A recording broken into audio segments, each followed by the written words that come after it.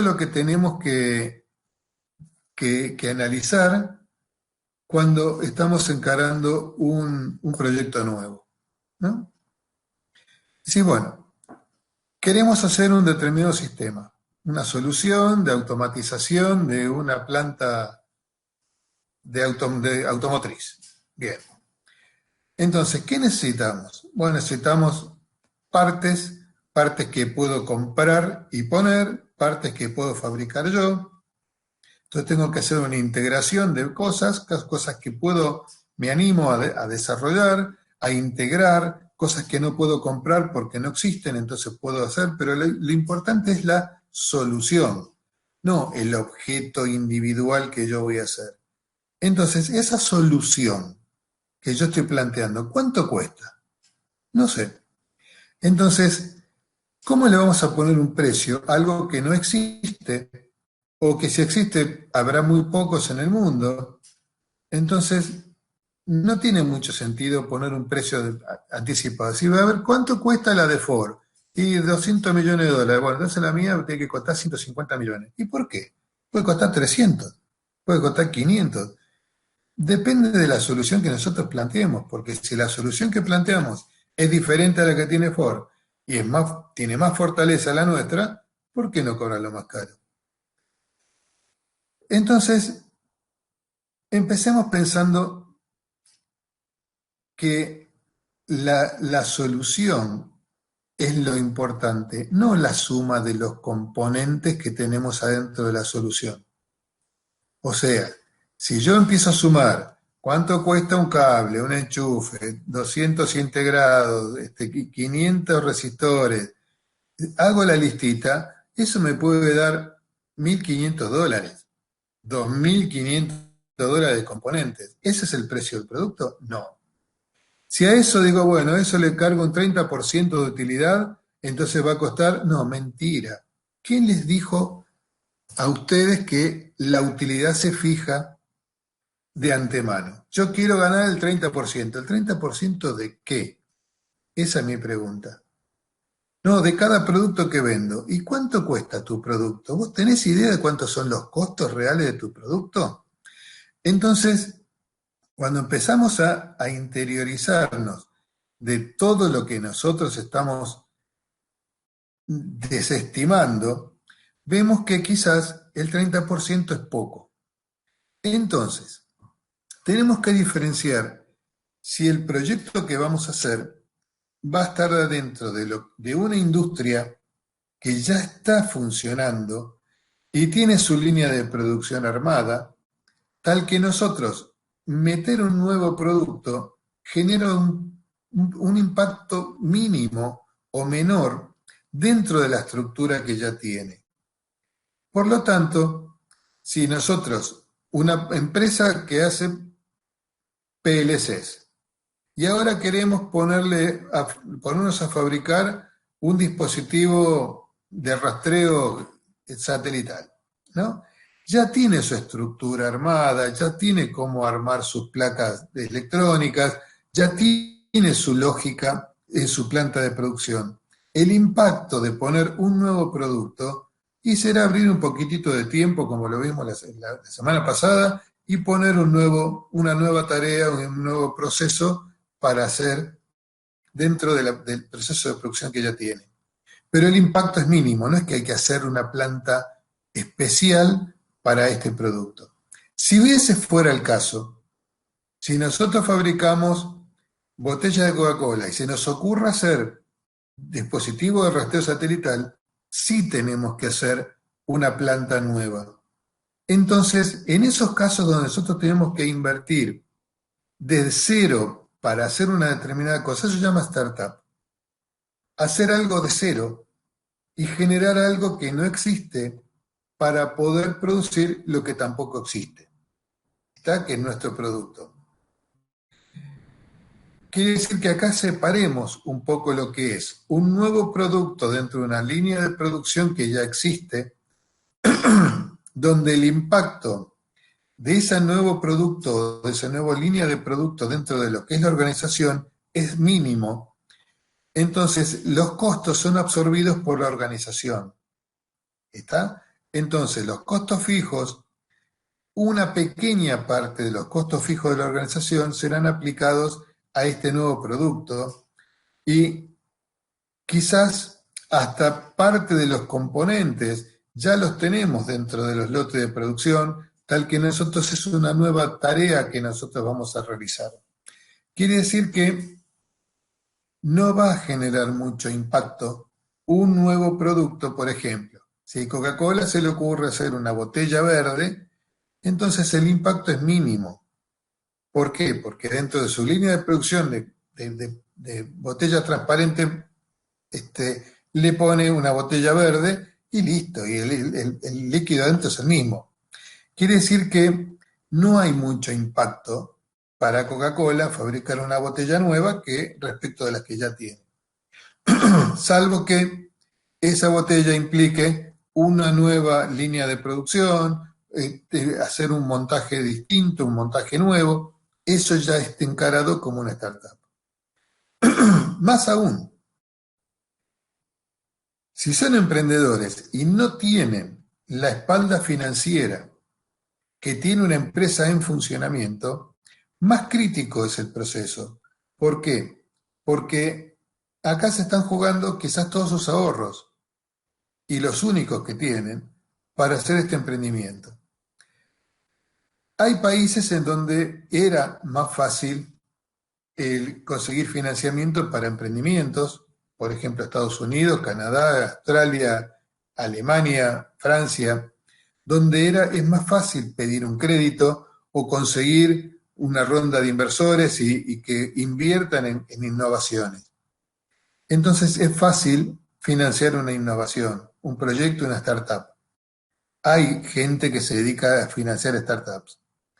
Pero ¿qué sucede cuando estamos en una economía como la nuestra, donde los bancos no te prestan, o si le prestan a quien no necesita el dinero, donde tenemos una economía cerrada, donde tenemos problemas que nadie va a invertir en una innovación, es más, ni les interesa?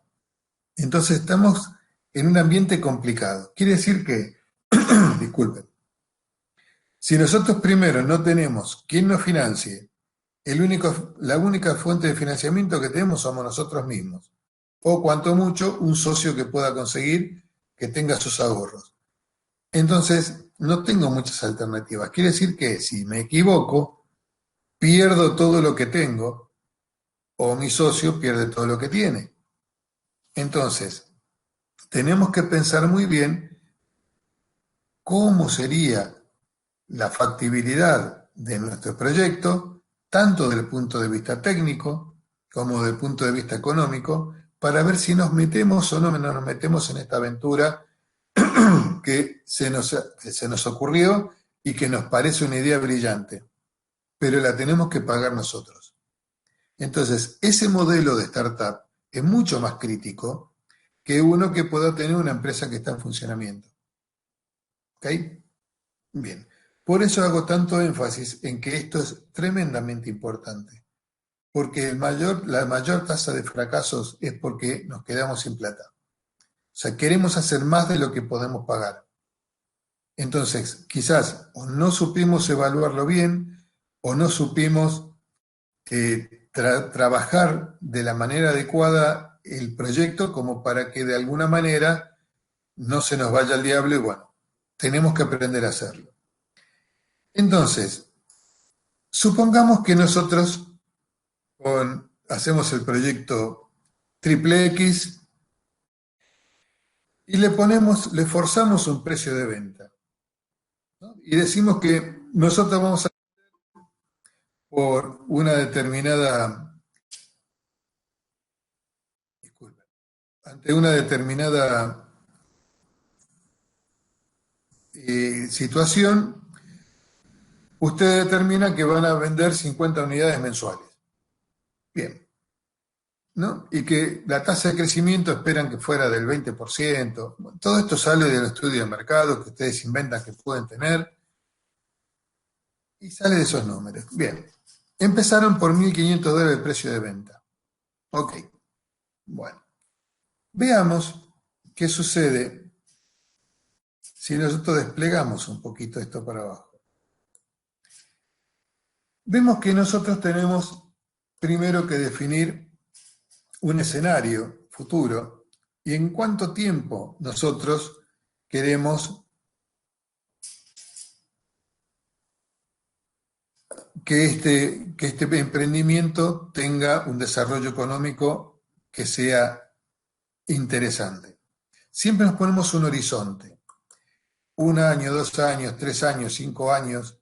Ese punto es el punto que se llama generalmente el ciclo de vida del proyecto. ¿Por qué? Porque yo en ese momento tengo que decidir si lo que yo presupuesté se cumplió o no se cumplió.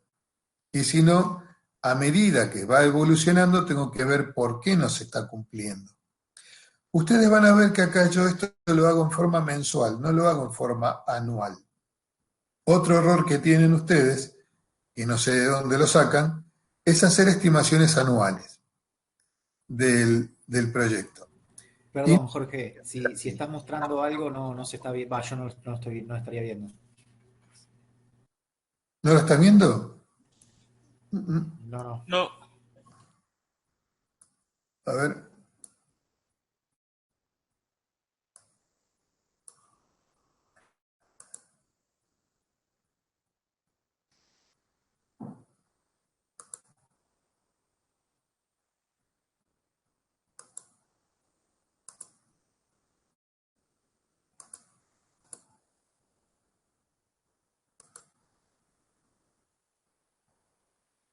¿Ahora?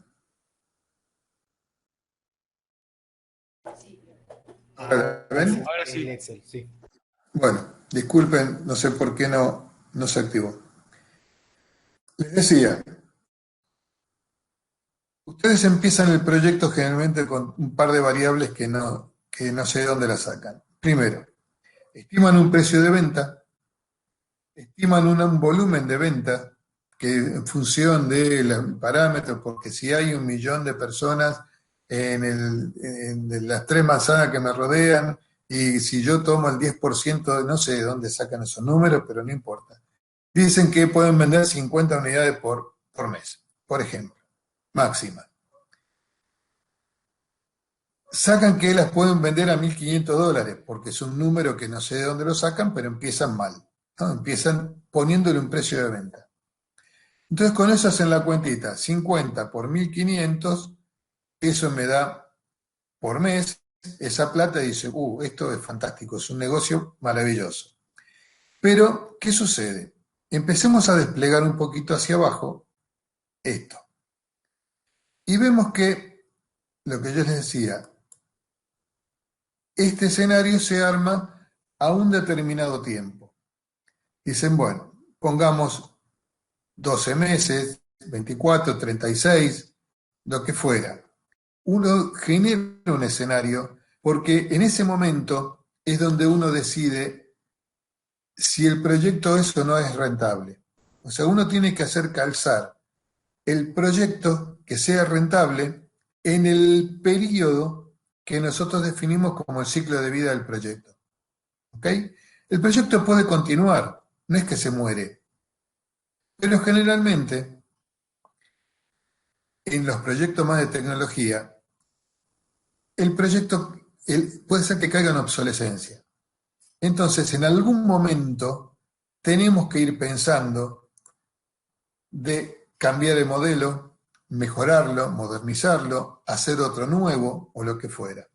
Quiere decir que además de lo que hemos pagado para arrancar este proyecto, tenemos que financiar con este mismo proyecto el nuevo proyecto futuro, que sería el equivalente a la empresa que está en funcionamiento y arma un nuevo producto dentro de su línea de producción. ¿Estamos de acuerdo? O sea, ustedes ya se transformaron en una empresa chiquita, mediana o grande, no importa, pero ustedes ya están pensando en el segundo producto o el tercer producto. ¿Ok? Quiere decir que este mismo proyecto, que es el inicial, ya tiene que ir financiando el proyecto futuro. ¿Ok? Bien. Entonces, lo primero que ven es que yo no hago una estimación anual, sino que hago una estimación mensual. ¿Por qué? Porque esto me permite a mí ver mes a mes lo que está sucediendo y si algo se llega a escapar, yo tengo la velocidad como para darme cuenta qué variable es la que se me está escapando y replantear desde ese momento en adelante el proyecto y ver qué cosas debería modificar para que me siga calzando la expectativa que yo tenía de utilidad en este proyecto. ¿Ok? Quiere decir que si ustedes hacen estimaciones anuales, no pueden tener esta velocidad de reacción. Porque ustedes tienen que esperar un periodo de un año para ver si ganaron o perdieron. Y no es viable en una startup. El caso de las estimaciones anuales sí lo pueden hacer las empresas que ya están en funcionamiento, donde para ellos es un asiento contable el nuevo proyecto. Entonces verán su cuadro de resultados a fin de año y bueno, a ver, ganamos o perdimos con este proyecto. Pero no importa porque lo absorbió la organización. Soy claro en eso. Ustedes acá como apostaron su única platita que tenían, tienen que estar seguros lo que va sucediendo mes a mes porque no tienen resto para equivocarse un año. Esa es la primera cosa que tienen que tomar conciencia para evaluar una startup o un proyecto nuevo. Es en el tiempo que ustedes van a exponerse y cuánto dinero es el que van a tener que necesitar, porque lamentablemente son ustedes los que lo están financiando o cuanto mucho un socio. Pero ni el banco, pero puede ser la tía, la abuela, el padre, pero no el banco, no un grupo de inversores, porque acá no vienen. ¿Ok? Será en Estados Unidos, será en otro lado, pero acá es difícil. Quiere decir que, habiendo dicho eso, empecemos con que las 50 unidades. Las 50 unidades las van a vender en algún momento, pero no van a empezar vendiendo 50 unidades, porque no los conoce nadie. Entonces la empresa Carlito que se acaba de crear, no la conoce ni Cristo. Entonces dice, bueno, empecemos vendiendo 5, a ver el primer mes, después esperemos 6.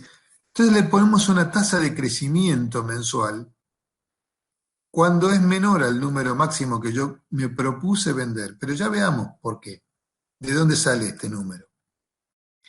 Entonces, digamos que este sería el crecimiento que yo espero tener y en algún momento llegaré a las 50 unidades que yo esperaba vender.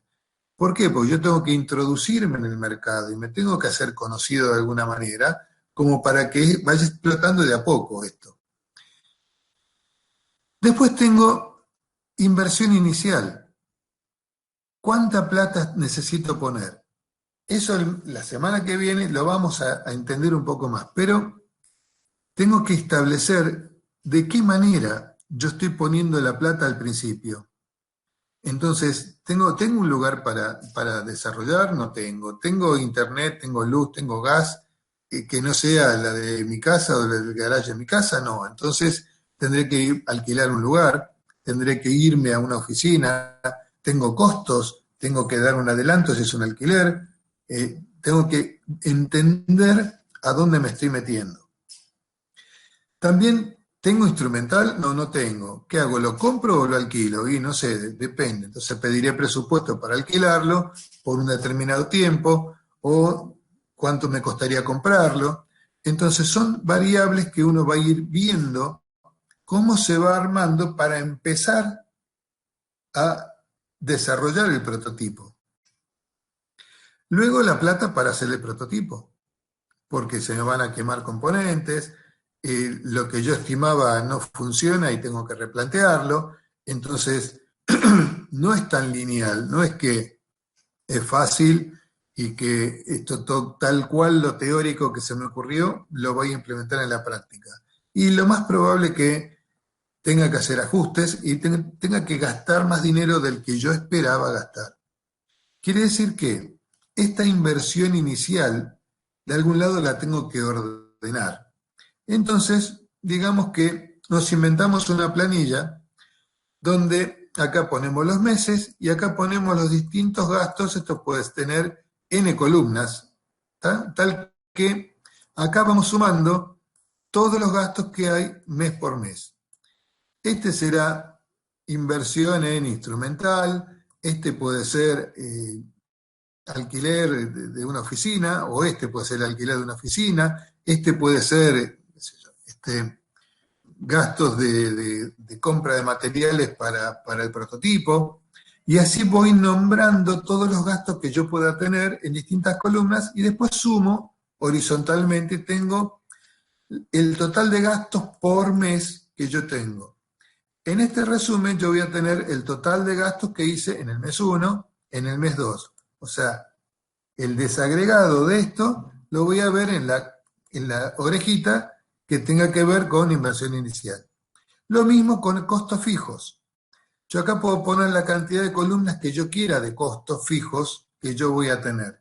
Internet, gas, teléfono celular, qué sé yo, o alquiler mensual de la oficina, no sé, 1000 cosas que yo pueda ir agregando. Le agrego columnas y voy a tener un total de costos fijos mensual. Acá yo inventé un costo que va a ir variando el 10% mes a mes, acá otro que va a hacer saltos por periodos, ¿no? Son inventos, estos son números tirados porque sí, pero quiero que entiendan el concepto.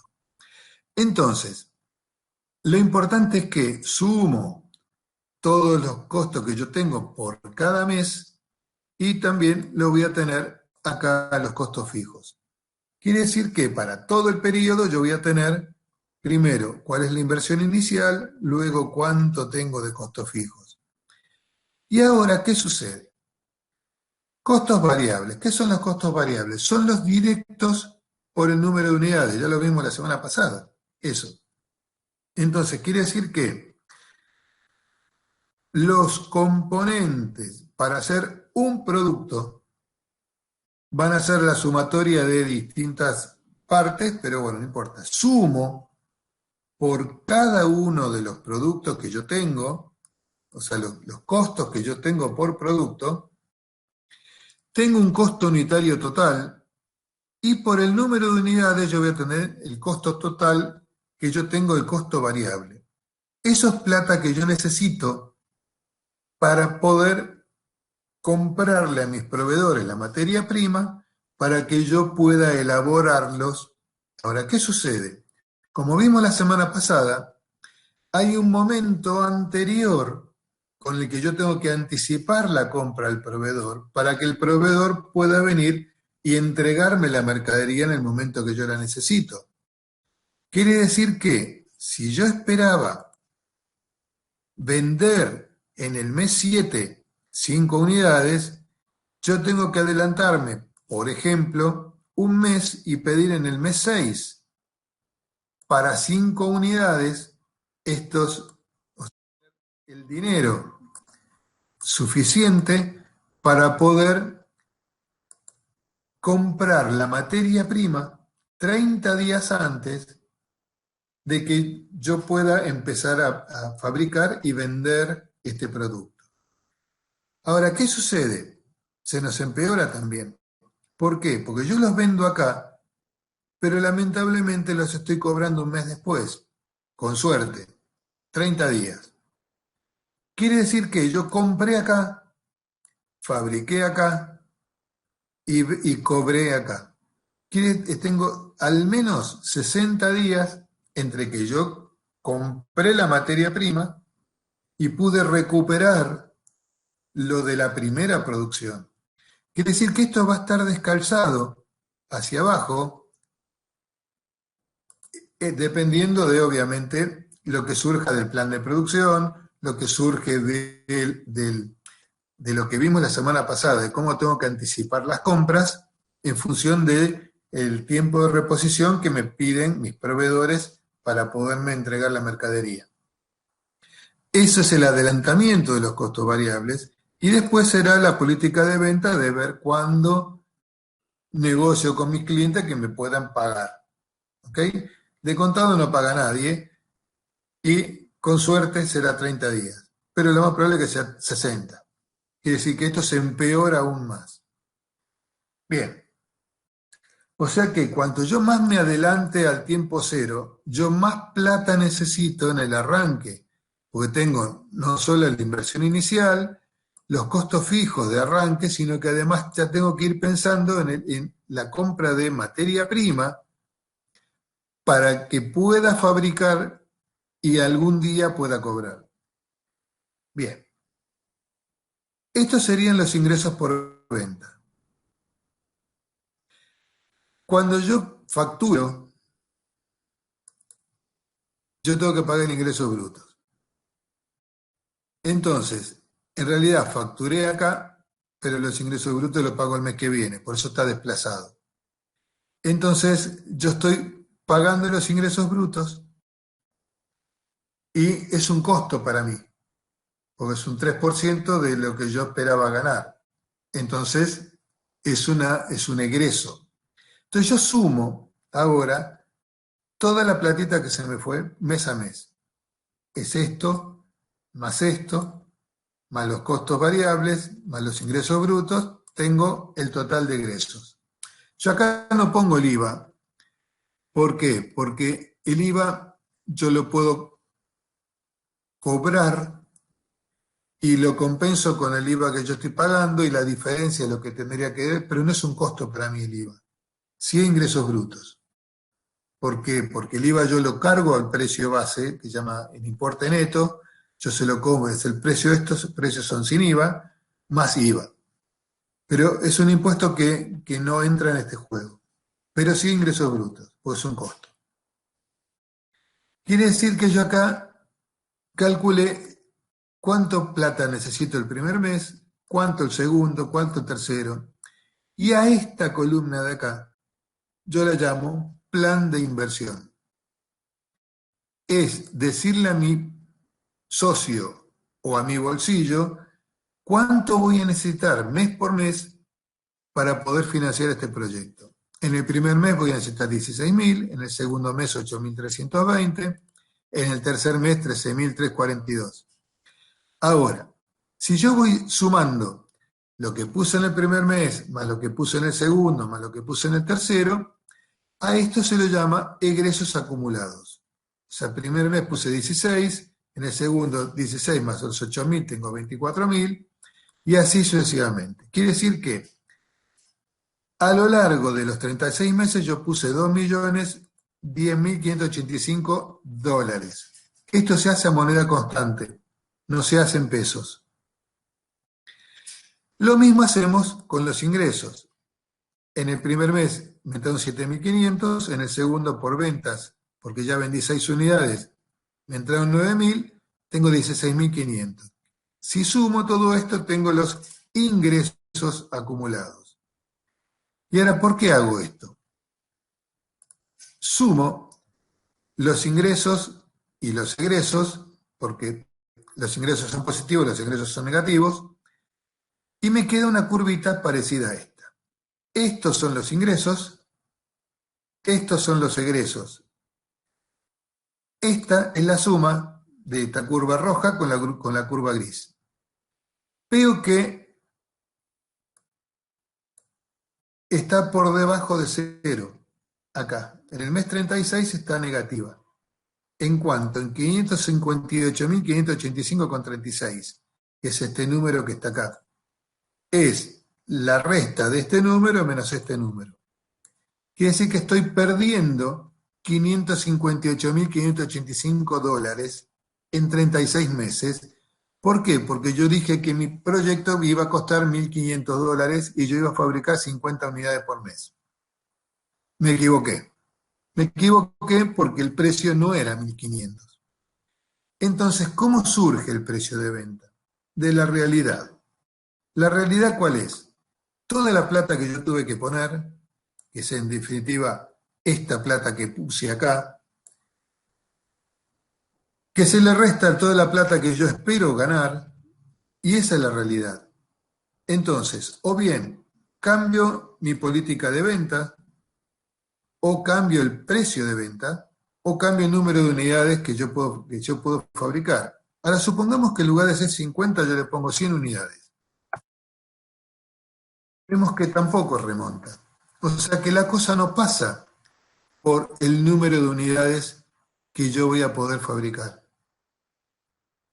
Entonces, veo que el problema no está ahí, sino que el problema está indefectiblemente en el precio de venta. Supongamos que ahora le ponemos 2.500 y vemos que, oh, sorpresa, ahora esta curvita pegó una pancita y fue para arriba. ¿Está?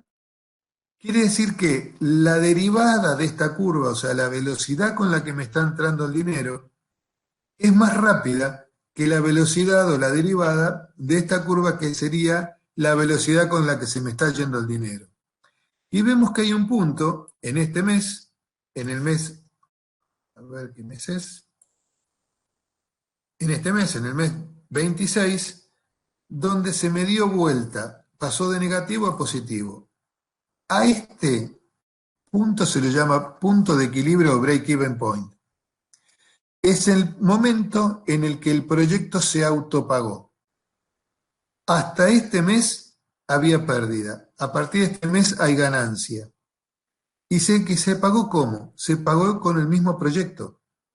Quiere decir que ahora yo puedo estar tranquilo porque todo lo que yo vaya a querer modificar siempre va a ser sobre un modelo que donde voy a estar ganando dinero, donde va a ser positivo para mí. Entonces, todas las modificaciones que yo haga, yo voy a tener que tratar de que este punto de acá, que es el punto de break-even, venga más hacia el origen, y que este punto de acá, que está ordenada, que sería la utilidad del proyecto bruta, sea lo más grande posible. Entonces, si nosotros ahora, que ya tenemos $380.000 positivos de utilidad teórica, habiéndole subido el precio de venta, ahora le sumamos que podemos tener una mayor producción, vemos que ahora ganamos $840.000. Pero seguimos teniendo un problema, que el break-even lo tenemos en el mes 26, 27. Entonces, ¿qué pasa? Tenemos que tratar de jugar con las variables para que, de alguna manera, ir jugando. Si ahora en lugar de crecer al 20%, crecemos al 30%, quiere decir que buscamos llegar a los 50 unidades por mes, pero antes, ahora vemos que se nos corrió del mes 27 al mes 21, o sea, ganamos 6 meses de tiempo para el break-even, y además acá estamos en una utilidad de $521.000. Entonces, esto a nosotros, ¿de qué nos sirve? Es ir jugando con distintas variables e ir determinando cuál sería nuestra factibilidad de que el proyecto sea viable o no. Si acá nosotros le tenemos que poner un precio de venta de $12.000, algo que nosotros esperábamos tener 1.500, y fabricar 500 unidades en lugar de 50, quiere decir que en algo nos equivocamos. Entonces, ¿dónde tenemos que tocar? Acá, en la inversión inicial y en los costos fijos los tenemos que bajar. Porque si los bajáramos, en una de esas tenemos mayor utilidad. Supongamos que estos 12.000, en lugar de 12.000, fueran 5.000. En lugar de estos 4.300, los bajamos a 3.000. Entonces, veamos cómo mejora o empeora esta curva. Entonces, vamos jugando con distintos efectos, vamos a los costos fijos. Si en lugar de estos ser 200, le ponemos 150. Y acá de 1.500 le ponemos 1.000.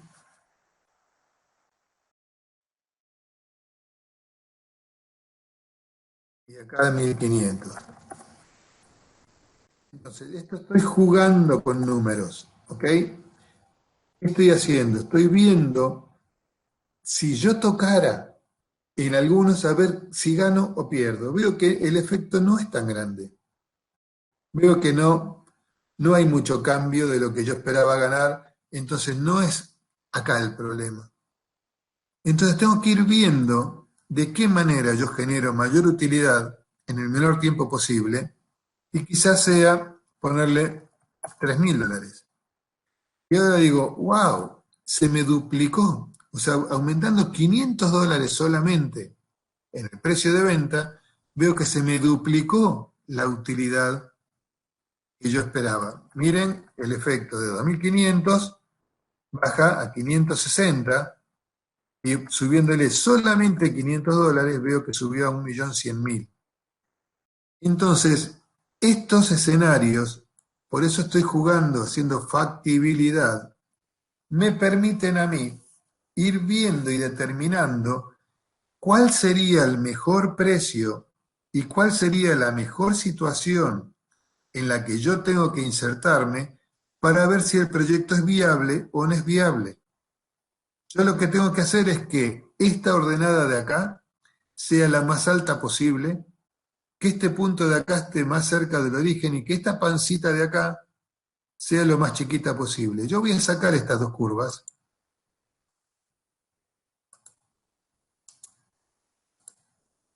Y ahora me queda esto de acá.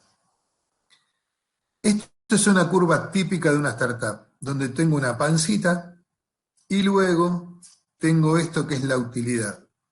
La utilidad está en más de $1.000.000, en el mes 36, en realidad está 1.100.000.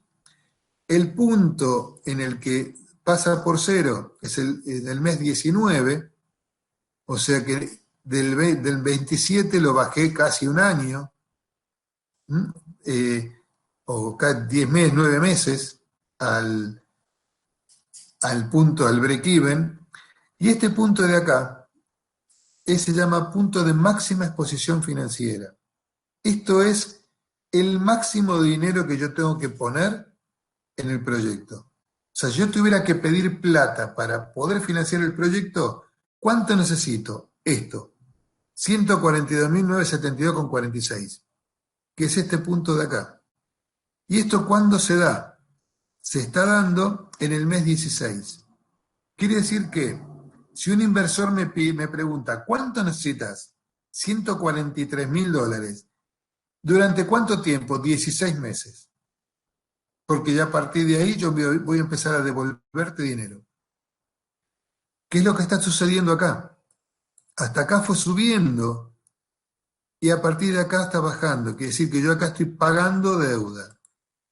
Y en 2 meses me saqué la deuda de encima y empecé a ganar dinero. O sea, de acá, que era tremenda mi carga, lo fui pagando en un mes y en otro mes y ya está, listo, terminé.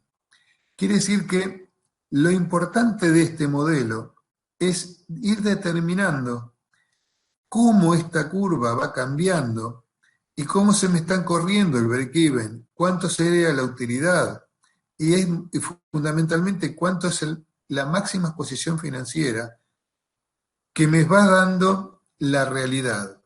Porque esto es una estimación. Pero bien, supongamos que en este escenario que era rentable, ahora lo pongo en producción.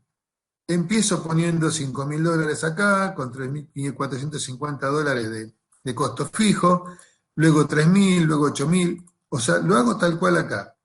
Fabrico 5 unidades, acá compro la materia prima, las fabrico, las vendo, acá las cobro, hago todo lo mismo que acá. Pero, por ejemplo, si en lugar de que estos costos fueran acá, se me complica y acá en lugar de ser 1.500 son 1.900.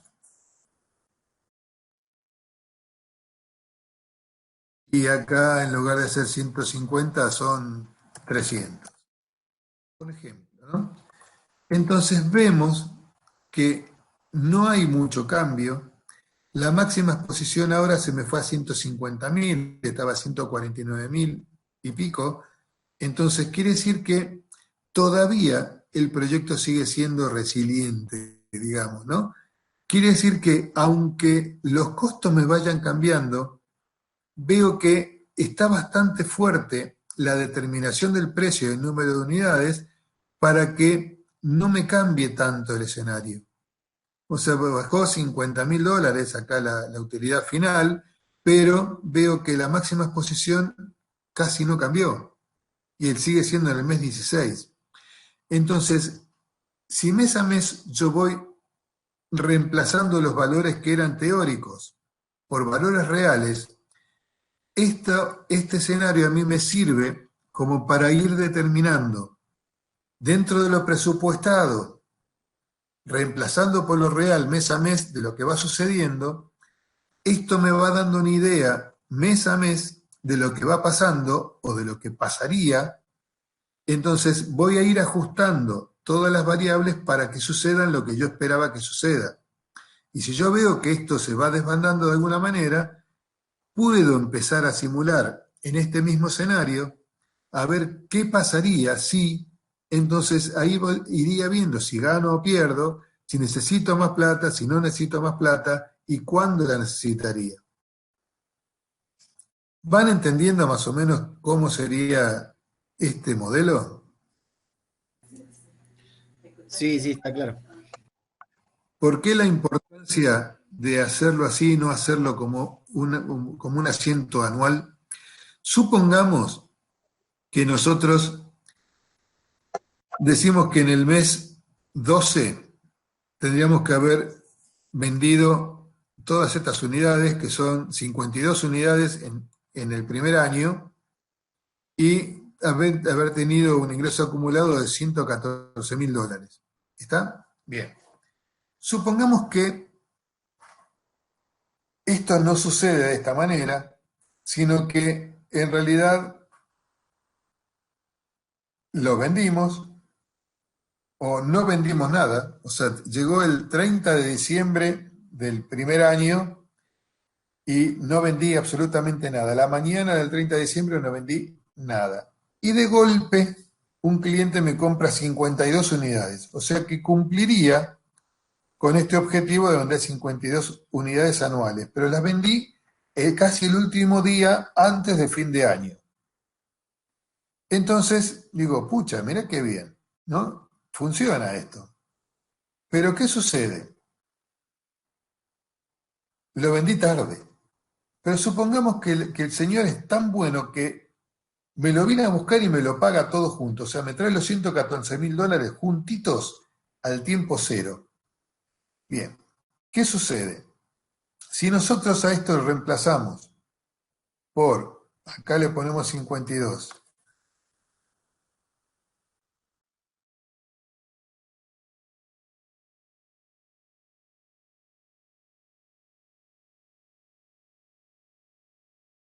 Fíjense cómo ahora lo que yo necesitaría son $317.000 y no eran los 150.000 que yo esperaba. Entonces, ¿qué pasa?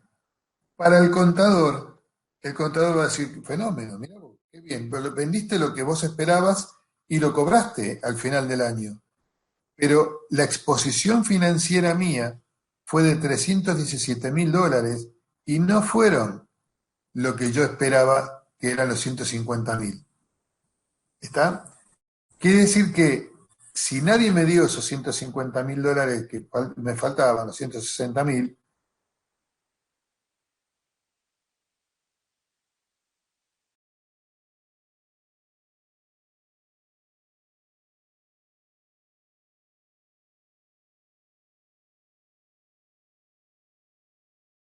hacerle frente a las deudas que iba teniendo. Ojo que acá no tomé intereses, no tomé nada. Para la semana que viene lo vamos a ir complicando un poquito más a esto con intereses. Por ahora tenemos los costos básicos, ¿no? Digamos, para entender el concepto. A esto lo podemos ir complicando un poquito más, agregando intereses, porque yo tengo que pagar interés sobre la deuda que voy teniendo. Voy pagando interés sobre toda esta deuda que tengo acá. Quiere decir que, de alguna manera, yo tendría que tratar de entender cómo hacer funcionar este proyecto y que lo ideal era que esto fuera, a ver,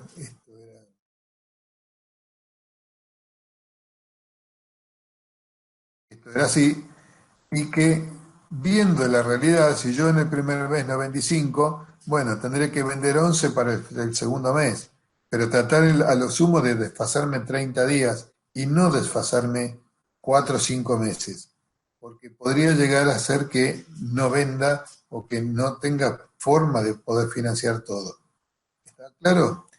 Entonces, este modelo sirve para hacer un análisis dinámico de lo que va sucediendo, poniendo datos reales a medida que van sucediendo y dejándolo presupuestado, que sería del hoy para el futuro, por el modelo de factibilidad que planteamos, porque dijimos, en este modelo me funciona. Bien, el precio de venta de la gente lo puede pagar, bien, vemos. Ahora, después entendemos qué es el precio de venta de algo. ¿Ok? Supongamos que sí. Entonces, si yo lo vendiera a 3.000, fabricara 50, con una tasa de crecimiento mensual del 30% para llegar a los 50 unidades en algún momento. Y que el precio de venta fuera 3.000, que los costos más o menos sean lo que yo esperaba, el modelo me cierra y yo voy a ir viendo mes a mes cómo me va cerrando y lo puedo ir ajustando. Es más, hasta puedo ir ajustando el precio de venta y bajarlo por 2.900 quizás. O 2000 o 2.700. Entonces yo puedo ir jugando y viendo de qué manera yo puedo ir arreglando las variables.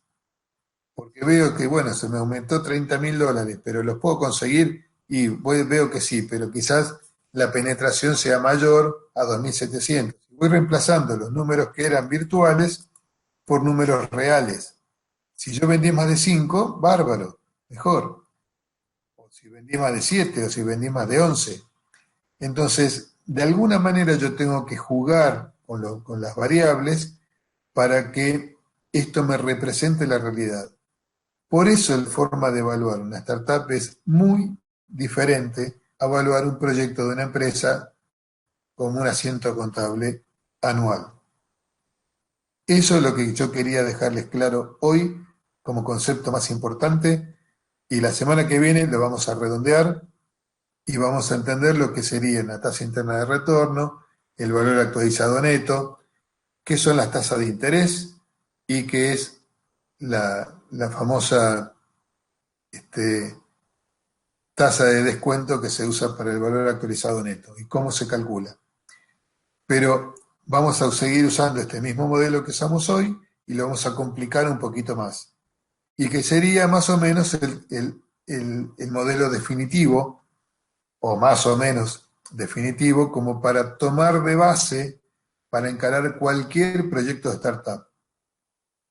Que eso sería lo importante. Esto obviamente es una simplificación, es un modelito armado como para que sea didáctico, pero lo importante es entender cómo son los componentes que va teniendo mi proyecto y que van integrando el costo. ¿Cuáles son las variables de ventas? ¿Cuáles son los impuestos que yo tengo? Puede haber impuestos provinciales, impuestos nacionales, impuestos municipales. Todo va a terminar en una sumatoria de acá para acá, es todo igual. O sea, lo que puede cambiar son estas columnas, pero de acá para acá esto va a quedar igual, que es la suma de egresos, la suma de los ingresos acumulados y la resta de esto menos esto, que va a ser esta pancita que está acá, y ver si el proyecto es viable o no es viable. Si yo acá le ponía los 1.500 iniciales, veo que me fundo. Es esto, no remonta nunca. En 2000 tampoco remonta. En 2100 ahí da un poquito de ganancia. ¿Okay? Quiere decir que esto me sirve a mí hasta para posicionar un precio de venta. Si yo me conformo con $60.000 teóricos, $74.000 teóricos de ganancia, habiendo puesto en el proyecto $263.000, y bueno, puedo decir que el precio de venta son 2.100 en lugar de los 1.500 teóricos que ustedes querían. Pero me parece que es mucho riesgo y poca utilidad, entonces podemos decir que seguimos jugando para ver un modelo donde yo ponga poca plata y gane mucha, que sería lo ideal. Gano mucho, pongo poco. Eso sería el modelo ideal. Y que este puntito de acá venga lo más hacia el origen posible, porque cuanto más acá está, esta pancita es cada vez más chiquita. Un proyecto ideal sería así y que remonte así para acá. Esto sería un proyecto ideal. Que en 4 o 5 meses me tenga el break-even y después de acá yo estoy tranquilo porque tengo 2 años y medio ganando plata. ¿Ok? No expuesto mucho tiempo. Acá estoy 1 año y medio expuesto a los vendavales de la economía y después recién puedo respirar un poco que de acá para allá es ganancia. Acá respiro, pero de acá hasta acá estoy endeudado. ¿Ok? Bueno, creo que el objetivo era este. Y Jorge, ¿esta planilla está compartida en el no, material? la hice hoy para ustedes, así que la tengo que compartir. Gracias. Pero Jorge, sí, ¿te puedo hacer un... pero esperemos porque la vamos a complicar un poquito más. No es la planilla definitiva, sino que para la semana que viene le vamos a ir agregando cosas como para que completar un poquito más el concepto y que le sirva de base y de modelo, porque no es una planilla definitiva de costos, sino que es un modelito que yo hice como para que entiendan el concepto. Fundamentalmente, cómo se arma esa pancita, ¿m? Y esa curvita, que es la suma de ingresos menos los egresos, genera esa pancita que me va a determinar puntos claves, que es la máxima exposición financiera, cuánto es dónde sucede, cuándo es el break-even y cuánto sería la utilidad bruta teórica del proyecto al final de lo que yo definí como ciclo de vida de ese proyecto. ¿Ok? Entonces, teniendo en cuenta esto, vamos a complicarlo un poquito más porque vamos a ver que esa utilidad que yo tenía va a ser menor. Pero vemos, si después de todo lo que le complicamos sigue siendo rentable, entonces la factibilidad de que el proyecto sea rentable es alta. Si vemos que estamos muy bajitos y la factibilidad es que es muy riesgoso ese proyecto y que vamos a estar mucho tiempo expuestos, endeudados, para no tener mucha utilidad. Entonces ese proyecto no es viable, porque en cualquier momento se nos da vuelta y perdemos plata. Entonces, los proyectos más confiables son aquellos donde el break-even está cercano al origen, donde esa pancita es chiquita, donde, o sea, que la máxima exposición financiera no es tan alta y puedo hacerle frente, y que la utilidad sea la mayor posible. Ese sería el mejor modelo de cualquier proyecto que nosotros podemos encarar. Bueno, en función de eso es donde nosotros tenemos que tratar de enfocarnos para que el proyecto sea viable y bueno, sería el proyecto más exitoso. Cuando un proyecto está evaluado de esta manera, es muy, pero muy difícil que no cumpla lo estimado. O sea, tiene que ser ahora una pandemia, que caiga un meteorito, pero es muy raro que un proyecto bien armado no tenga, no se cumpla más o menos esta estimación. Pero lo tienen que armar bien, o sea, tienen que pensar muy bien los costos, pero vieron que la influencia de los costos no es tanto en la utilidad final del proyecto, sino que tiene que ver con el número de unidades que yo puedo vender y que yo puedo fabricar y el precio de venta. Esas son las dos variables más importantes del proyecto. N por P. N número de unidades, P el precio de venta. Y se los demostré con una planilla de Excel. Modificamos datos, bajamos, subimos y vimos que no era tanto el impacto que tenía la utilidad final como si cuando yo cambiaba $500 el precio de venta, por ejemplo, ¿no? Entonces, esa sensibilidad a algunos valores y poca sensibilidad a otros hace que esto les dé un escenario como para poder jugar con distintos valores y darse cuenta dónde tienen margen para equivocarse y dónde no tienen margen para equivocarse. Está en donde tienen que tener mayor atención y donde se puede relajar un poquito. Entonces, eso es lo importante de este análisis. Así que, bueno, espero que les haya servido y, bueno, la segunda parte de esto lo vamos a ver la semana que viene, donde vamos a entender lo que serían las variables desde el punto de vista de una inversión y si yo tengo que tentar a un inversor, qué son las cosas que yo le debería informar como para que el proyecto sea o no interesante para él. ¿Ok? Pero lo vamos a complementar la semana que viene. Bueno, ¿les pareció interesante esto? Hasta Sí, acá. muy, muy interesante. Sí. Jorge, ¿te puedo hacer una consulta? Sí, La idea es que el proyecto nosotros lo encaremos así como una startup, el nuestro. Es la sí. pregunta, si es así. Ok, bien. Depende, porque si vos lo estás poniendo en una empresa que ya tiene su línea de producción, cuando el proyecto se acopla a una planta que ya está funcionando, esa partecita de los costos que se le asignan al proyecto se llama overhead. O sea, ¿cuánto es la sobrecarga que tiene la organización para manejar este nuevo proyecto? Y la gente administrativa sigue siendo la misma, la de venta sigue siendo la misma, la de compra sigue siendo la misma.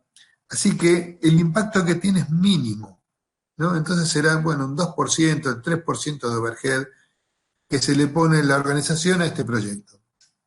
Entonces, de los costos que salen del balance de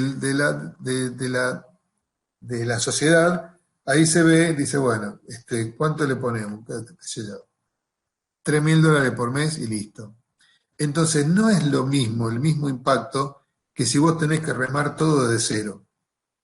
Porque si vos tenés que armarte tu empresa, no tenés un lugar físico donde trabajar, no tenés empleados, tenés que contratar a toda la gente, no tenés instrumental, que sería la situación peor que la que yo te estoy dando, ¿no? O sea, empezar de cero absoluto. Entonces, jugar con estas variables, decir, bueno, ¿qué me conviene? ¿Comprar o alquilar? Entonces, tirar números y decir, bueno, si yo comprara, tendría de estos números.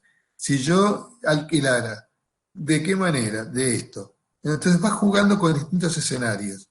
Vas a armar distintas planillas o vas a jugar con distintas variables tal que puedas entender, decir, bueno, mira, la verdad, si veo que haciendo A, B o C, más o menos gano lo mismo y busco la que sea menos riesgosa para mí, donde yo estoy poniéndome la menor cantidad de dinero posible. Entonces, el objetivo es poner la menor cantidad de plata posible, ganar lo máximo posible, lo más rápido posible. Ese es el objetivo. Entonces, tenemos que tratar de generar una factibilidad económica de manera tal que se den esos conceptos rápidamente. Yo creo que les comenté de un grupo que hizo un sistema para navegación de barcos. Sí, lo comentaste. Bueno, esos chicos pensaban venderlo en $500 al aparatito. ¿Por qué? Porque pensaban ellos como compradores, pero no entendieron que el mercado no eran ellos, ni los que andaban en bota en el Delta. Eso no era lo interesante.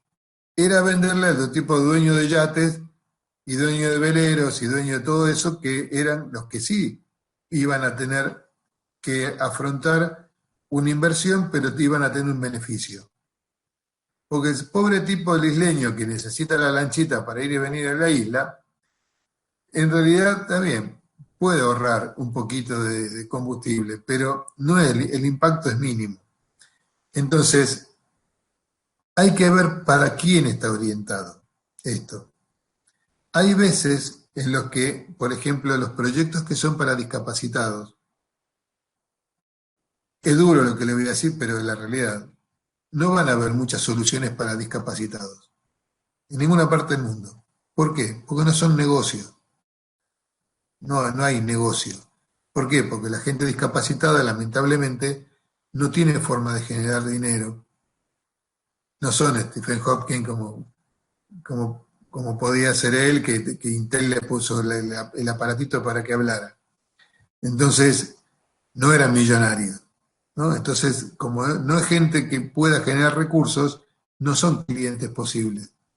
Pero sí son clientes posibles aquellas ONG o los estados, municipal, provincial o nacional, que son el verdadero cliente. ¿Por qué? Porque ellos compran, porque la función es una función social. Entonces, el cliente no es la persona discapacitada, sino que el cliente es la municipalidad o el gobierno de la Ciudad de Buenos Aires o la municipalidad de Vicente López o la que fuera. Ese es el cliente, no la persona final que va a ser el usuario. Entonces, cuando ustedes hacen las estimaciones, tienen que entender quién les va a comprar esto y quién se lo va a pagar. Entendiendo quién se lo va a pagar, el precio surge en función de quién es el que te lo puede pagar. ¿Ok? Entonces, eso que yo jugué hoy de 1.500 a 3.000, pasando por 2.100, 2.500 a llegar a 3.000. Si yo tengo margen, ¿por qué no ganarlo? ¿Por qué forzar algo a un capricho de poner un precio de venta? ¿Por qué? Porque fulanito lo vende y bueno, que lo venda, no me importa. Motorola vende el celular a $300 y Apple lo vende a 1.000. ¿Y qué tiene que ver? Porque Motorola lo vende a 300, Apple lo tiene que vender a 300 o a 400, no, lo vende a 1.000. Y la gente desesperada hace cola para comprarlo. Compra un iPhone haciendo cola, pero no hace cola para comprar un Motorola, siendo un tercio del precio. ¿Pero cómo se entiende eso?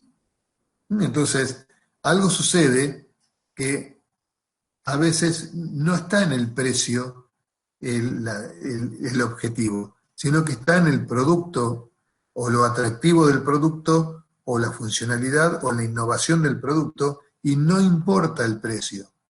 Entonces ustedes se tienen que enfocar en la innovación, en aquella cosa que sea realmente distintiva, en lo que los va a hacer diferentes y que va a ser atractivo para alguien decir, yo quiero esto. Ahí es donde tienen que poner el esfuerzo ustedes, en la innovación, en la creatividad, en el objeto que van a construir que realmente sea original.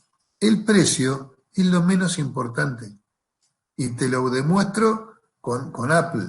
No importa el precio. ¿Por qué? Porque siempre va a haber gente que lo pueda pagar. Y siempre va a haber gente que no lo pueda pagar. ¿Y qué me importa? Y yo lo que quiero vender son 50 unidades, no 50.000. Entonces vendo 50. ¿A quién me lo puede pagar? Punto. Ese es el objetivo de un emprendedor.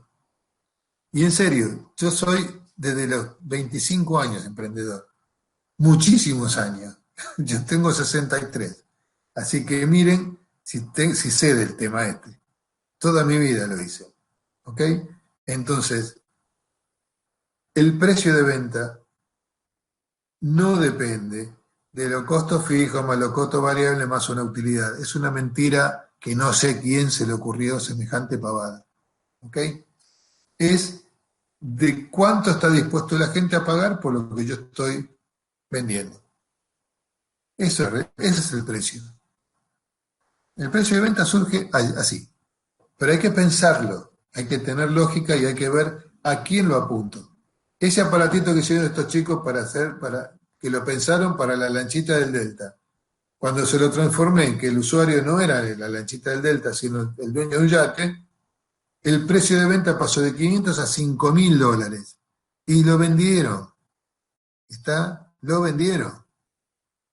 Entonces, quiere decir que estuvo mal enfocado. O sea, la necesidad estaba bárbara. Sí, pero estaba mal orientado quién era el que se lo podía pagar. Ustedes tienen que desarrollar cosas para aquellos que se lo puedan pagar. Y el que se lo puede pagar, si ve que realmente le sirve y que con eso puede ganar dinero, entonces no le importa cuánto paga, porque él va a ganar dinero con eso. Hace una inversión. Una cosa es el usuario final, berreta, que es un gasto para él. Es decir, compré el celular porque yo mando mensajes de texto y miro Instagram todo el día. Si vos usás el celular para eso, es un gasto. Pero si vos lo usás para trabajar y para hacer plata, ¿qué te importa cuánto vale el celular? Porque vos ganaste 100 veces lo que vale el celular, usando el celular. ¿Ok? Entonces, por ejemplo, otro ejemplo, el caso de la Ferrari, ¿no?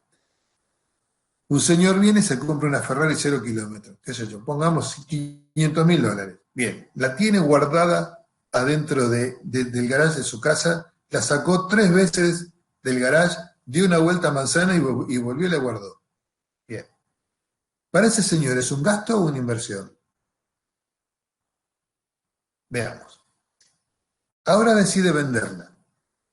Entonces, ¿cuánto vale esa Ferrari usada con 3 kilómetros de uso, pero no importa, es usada, y él la quiere vender? Entonces viene un señor que la quiere comprar, a esa Ferrari. El que compra va a tratar de comprar al menor precio. El que vende va a tratar de vender al mayor precio posible. Entonces dice, flaco, hice 3 cuadras, volví y nada más, vale 500.000 dólares, no, vale 400.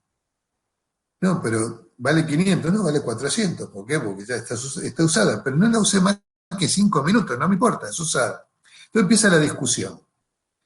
Va a llegar un momento que se van a poner de acuerdo. ¿Por qué? Porque el que la quiere comprar sabe que está comprando algo nuevo y el que la quiere vender se la quiere sacar encima. ¿Por qué? Porque es un gasto para él. Es un gasto, los costos fijos que tiene, los impuestos, ¿no? Todo lo que implica el seguro, ¿no? Del objeto que él tiene guardado en un garage.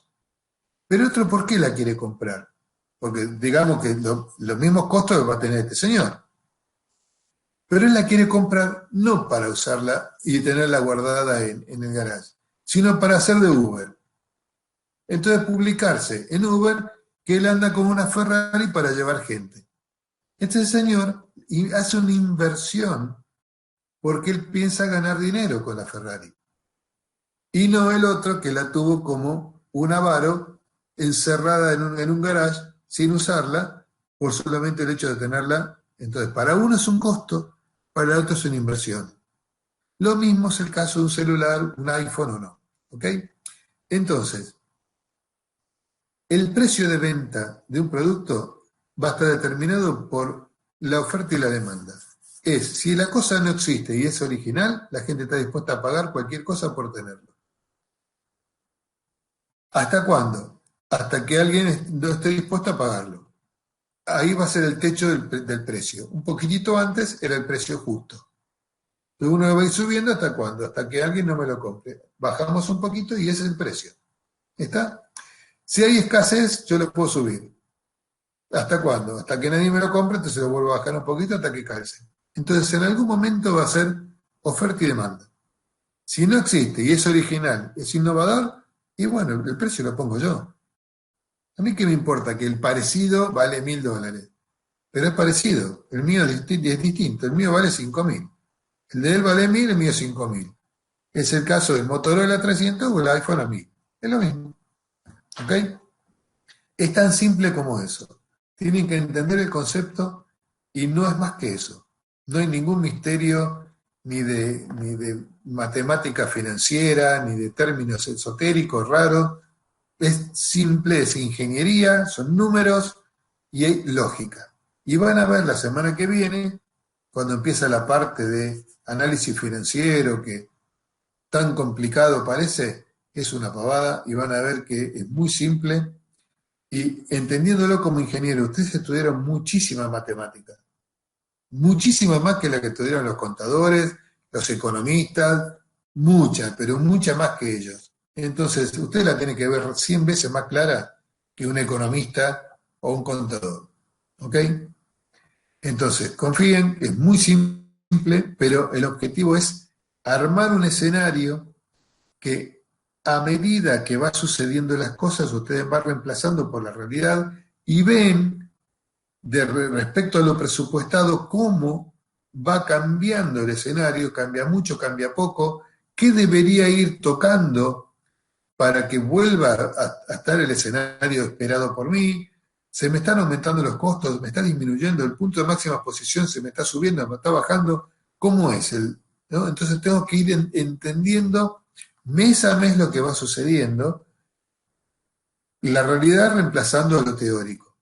Y ahí ver cómo planificar el futuro para que me siga coincidiendo con lo esperado. ¿Está? Bueno, nos vemos la semana que viene y gracias por haber estado acá hoy. Gracias. Jorge, ¿te Sí, puedo hacer una última? Perdón, no, dale. porque la verdad tu explicación es clarísima. Yo en particular tengo parte de mi laburo tiene que ver con esto. Pero la pregunta mía, la que había hecho antes, tenía que ver más por si hay algún tipo de exigencia en la cátedra respecto a en que este proyecto que estamos acá, la simulación de este proyecto que estamos haciendo, sea una startup o no. Por ahí hay proyectos que dan, o sea, dan como viables en una startup. Hay otros que por ahí no, pero metidos en una empresa que ya está funcionando, por lo menos, o sea, aunque sea hipotética, teórica, ahí sí son viables. Entonces no sabía si esa variabilidad se puede tener en cuenta o no, o si había alguna exigencia de la cátedra, ¿se entiende? O sea, en que No, no hay, lo analicemos específicamente como una startup. Juan, no hay una obligatoriedad.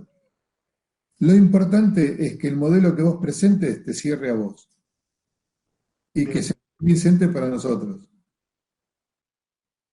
No ok, sé si- bien. Sí, sí, sí, clarísimo. Porque acá la cuestión está en que si vos te equivocás en el análisis que haces, lo más probable es que te equivoques en la realidad que vas a tener que encarar después. Entonces, es mejor que ahora hagas la simulación lo más real posible, porque te podemos corregir, te podemos sugerir, y entonces vas a poder tener una, una realidad bastante más parecida. Entonces, usarlo como ejercicio de la realidad. Si, yo, desde mi punto de vista, yo lo encararía como una startup. ¿Por qué? Porque es el peor caso. En ingeniería se usa lo que se llama el método del peor caso. Cuando uno diseña, tanto sea electrónica o diseña cualquier cosa, uno lo que hace es agregarle un factor de seguridad a todo. Cuando diseña un avión, será 5 veces la gravedad, son variables que uno va jugando con lo que va diciendo, bueno, a ver, yo me cubro por las dudas. Entonces sobredimensiono todo. ¿Para qué? Para que estoy seguro que la realidad va a estar por adentro de lo que yo sobredimensioné. De esa manera me puedo proteger de algunos imponderables. ¿Ok? Creo que nadie previó una pandemia como esta, que el mundo iba a cerrar la ventana, ¿no? Nadie lo podía planificar algo semejante, pero ahora que ya aprendimos, este cisne negro que nos apareció, ahora ya va a estar como, no va a ser más un riesgo, va a ser una posibilidad, ¿ok? Entonces ya va a estar dentro de todos los análisis que hagamos futuros, esto va a estar. Entonces, ¿qué pasa si mi proyecto ni bien empieza, 3 meses del gobierno me dice, vos no puedes trabajar? ¿Qué hago? Entonces, tengo que pensar ahora en esa planillita que yo le mostré, cómo simular este escenario de no trabajar 3 meses. Y a ver qué pasa, si me fundí o no me fundí. ¿Ok? Entonces, Si vos lo encarás como, insisto, como un asiento contable anual y tratando de simplificarlo, este escenario de hoy no lo podés planificar nunca. En cambio, con el que yo te mostré recién, sí lo puedes simular. No, sí, sí, yo no me refería a un escenario de un, como decís vos, de un asiento contable anual, sino de la misma manera, pero quizás pues, la inversión inicial es distinta y varios de los costos fijos son distintos si vos ya tenés una estructura o si la tenés que plantear de cero, ¿no? Digo, quizás un proyecto en un escenario es viable y otro no. Pero bueno, entiendo que está bien plantearlo como que como es una startup, que estás arrancando de cero, y en todo caso después analizar si hay que tomar alguna otra consideración. Porque es el peor caso. El ¿Está bien? peor ¿Está caso. bien? Entonces, si salir del no tengo nada a ganar $1.000.000 en 3 años, decís, uy, pucha, viste, el proyecto da. ¿Por qué? Porque de salir de cero, de no tener nada, a tener un palo y habiendo hecho una empresa, entonces ese es el concepto, ¿no? ¿Por qué? Porque salís de cero. Entonces, en el otro ya estás partiendo de más 50 o más 150, qué sé yo, no importa. Entonces, el escenario que vos vas a plantear ya es un poco más benevolente. El que yo te planteo es el peor de los casos posibles. Salgo de cero absoluto. Y te digo, podés ganar 1.000.000. Entonces, con ese escenario, que sería el peor de los escenarios posibles, te estoy dando la confianza como para que el proyecto vos creas que es viable, que es factible económicamente. Por eso yo hago tanto énfasis con este modelo, porque es el peor de todos los escenarios posibles. Bien, perfecto. O sea, no es que sea insistente, pero este escenario le sirve para un emprendedor, para un empresario, para lo que fuera, porque él puede decir, bueno, empiezo de cero, a ver, tengo que poner todo esto, y en realidad no la está poniendo la guita. Puede ser que con su mismo cash flow lo financie, no importa, pero el proyecto me está consumiendo, es como un hijo, ¿no? Entonces, ¿cuánto me consume? Y me consume esto, lo otro, el colegio, el transporte. Ah, bueno, listo. Bueno, supongamos que sea así, aunque lo lleve yo todo el día en auto, no importa. Pero yo tengo que ver cuál sería el costo máximo que me puede consumir el pibe este. Es eso. Entonces, la realidad es que esa sea menor. Lo más probable es que sea menor, que sea más benevolente. Pero si yo planteo el peor de los casos posibles, y seguro voy a ganar más. Porque si el peor de los casos me asegura que yo gano 1.000.000, chao, listo, te firmo. Pero recontra firmo. No sé si me explico. Sí, sí, sí, claramente, claramente. ¿Alguno tiene alguna otra pregunta?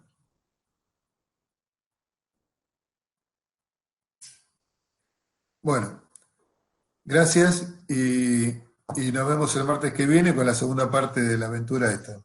¿Ok? Chao, gracias. Hasta luego. Gracias a ustedes. Chao.